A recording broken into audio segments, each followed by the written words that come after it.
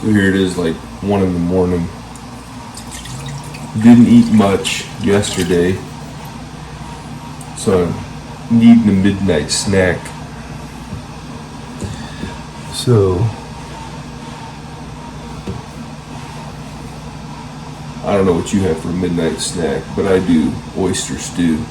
I tell you what, I love this stuff. It's so good. It is so good.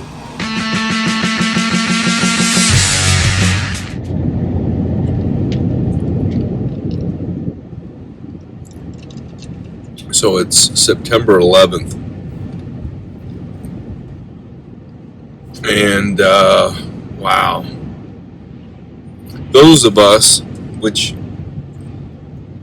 that lived through it, or were alive at that time, it's like,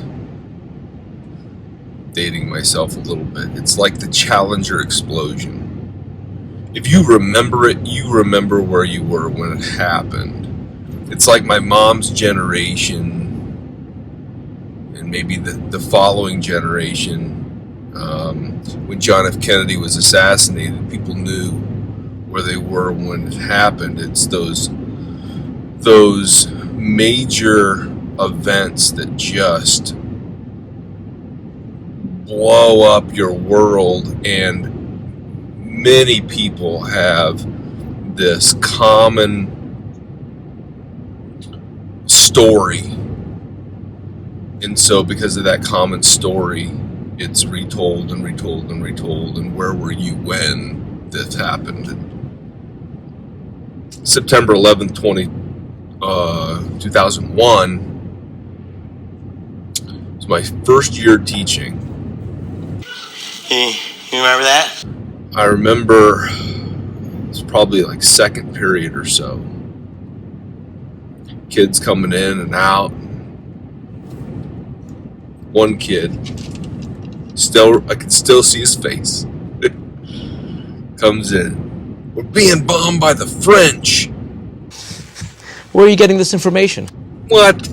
Get out of here. We're bombed by the French. No, seriously.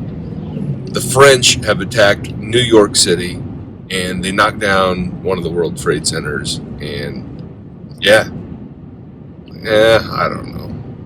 So I was kind of skeptical of us going to war with the French, because that seems uncharacteristic of the French. That's right. But I believe that I had like a planning period, and they closed the media center, and a lot of the classrooms were just watching it on, like, they had TVs on carts, and they put them in all the different rooms, and kids in different rooms were watching it, and stuff like that. I mean, this is before you can just get on your cell phone and watch things like that. As a matter of fact, I didn't even have a cell phone at that time. So, I mean, the world, it wasn't that long ago, but the world was really different than it is 19 years later. Yes. We, bunch of teachers, there were probably 4 or 5 of us. We were in the media center watching the news coverage. I remember we were watching CNN, and saw the second plane go in. It's like, holy, can you believe that? Like, this isn't an accident. This isn't this is something else. Like, this was way different than anybody thought it was. I mean, they were talking at that time, they're like, there was a pilot, and they didn't know what they were doing, and this has to be an accident, and how in the world did this happen? And I mean,